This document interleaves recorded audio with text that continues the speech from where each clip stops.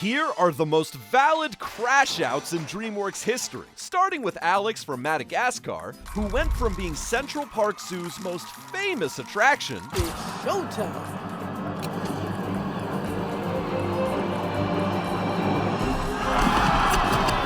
to giving in to his wildest instincts when hunger strikes. He's going savage. Run for your lives! Marty, run!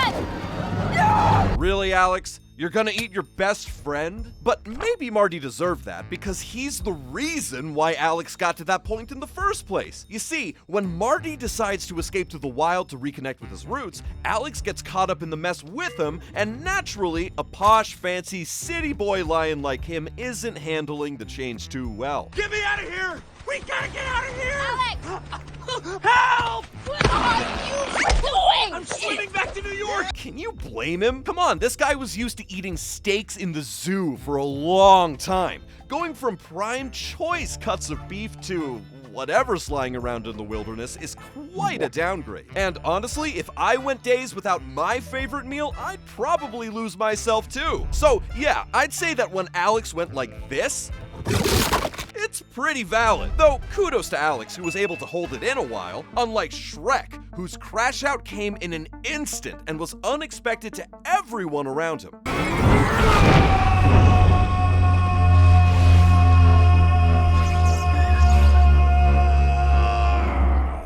Whoa, I almost lost my flat cap with that one. Anyway, out of all of the places to crash out, maybe your kid's birthday party isn't the best choice. But hey, I'd be losing my mind too if I came across this gremlin on my special day. How about one of those famous Shrek roars? Do the roar. Let me set you straight, Butterpants.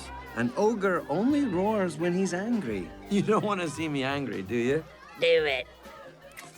But seriously, the kid was actually the tip of the iceberg. There's a deeper reason. Shrek was once feared as this force of nature, a real ogre, who's now been reduced to entertaining villagers, changing nappies, and hosting parties. That's Sprinkles the ogre! Isn't he cute? He looks just like you. In short, he's gone from monster to middle-aged dad. But regardless, if all of that wasn't emasculating enough, Shrek's most threatening weapon, the sound that once struck fear in the hearts of people, has become a running gag to cheer about.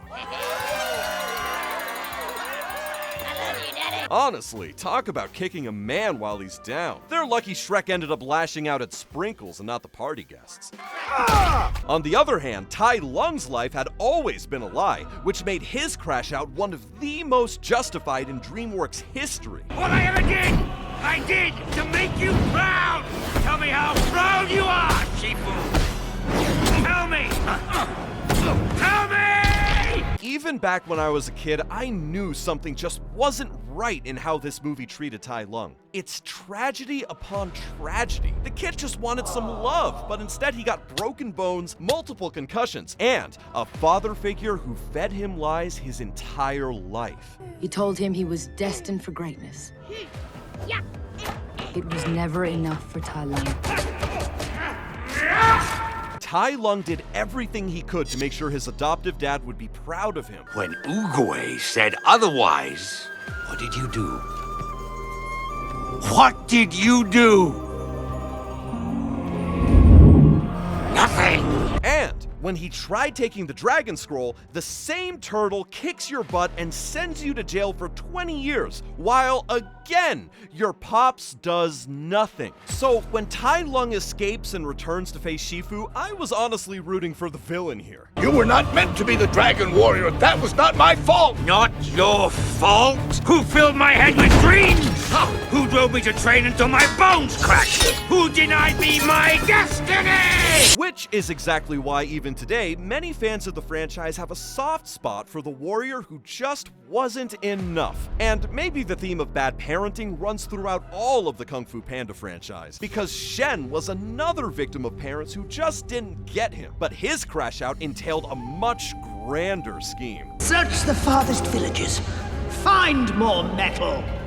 China will be mine. And it was all because of a prophecy. She foretold that if Shen continued down this dark path, he would be defeated by a warrior of black and white. But Shen didn't take it well. He completely lost it, went on a full-blown panda purge just to prove destiny wrong. And when his parents saw what he'd done, they didn't send him to therapy. They banished him, which, if anything, just gave him more time to work on his villain arc. After returning to his home, Shen thinks he's done everything he can to rewrite his fate. But when he asks the soothsayer to predict his future again, A peacock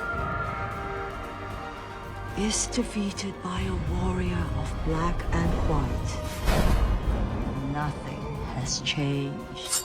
so he doubles down. Ultimately, his crash out was born out of fear of a prophecy being fulfilled. Ironically, if Shen had just ignored the prophecy, it probably never would have come true. But then again, that would have made a much shorter film. But while Shen feared the future, Grug feared the present. His crash out came not from prophecy, but from losing everything he knew. Guy, run!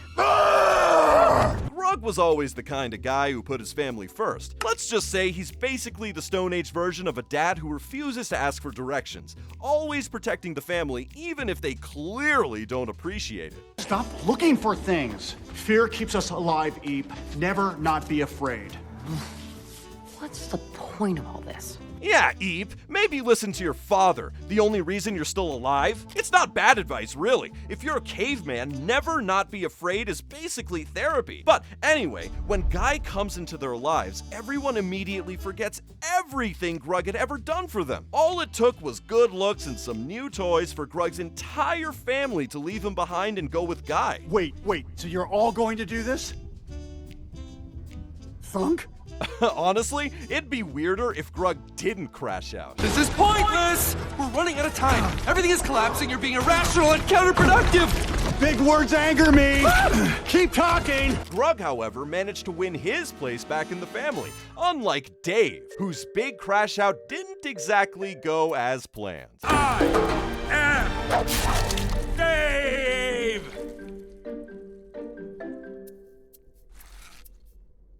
Kowalski. Sorry, sir, no clue. It was bad enough these penguins stole Dave's spotlight, but to not even know who he is? Talk about a low blow. Dave, right. Oh, yeah, long time. How's the wife? I've never been married. Dave went from being Dave! The octopus of 1,000 tricks. to not even being a side act once the zoos got a hold of the cuter penguins. While I was shunned,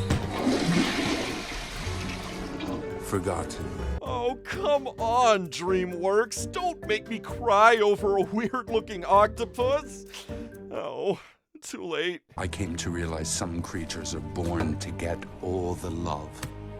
The rest of us get nothing.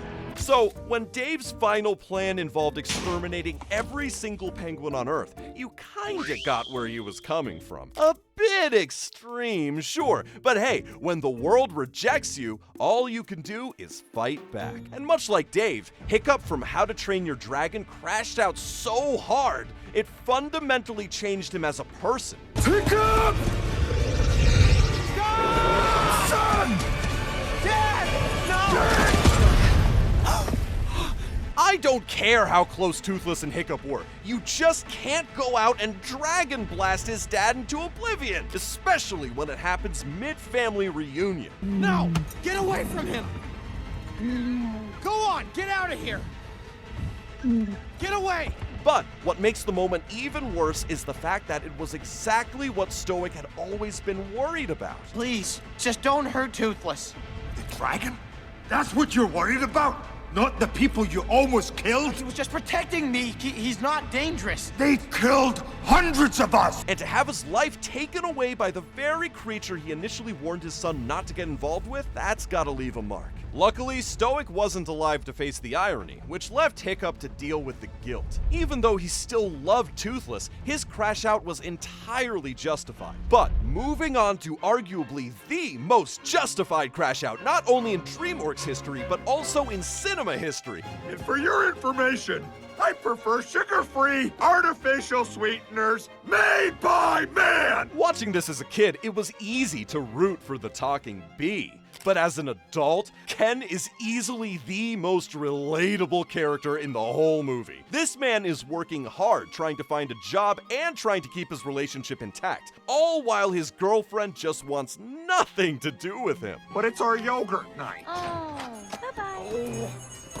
Why is yogurt night so difficult? Yeah, skipping yogurt night was bad enough, but then finding out your girlfriend is thirsting over a bee? Damn, I'd lose my mind too. You know, I've just about had it with your little mind games. And Ken would have gotten his way too if it weren't for his mentally unstable girlfriend. What are you doing? You know what? I don't even like honey. Honestly, Ken should have crashed out at Vanessa instead of Barry. And he happens to be the nicest bee I've met in a long time. Long time? What are you talking about? Are there other bugs in your life? Okay, maybe that's the moment Ken realized he wasn't in a romance. He was in a very weird episode of Love Island, Entomology Edition. But yeah, not only did Ken have the most valid crash out, he also deserved so much more.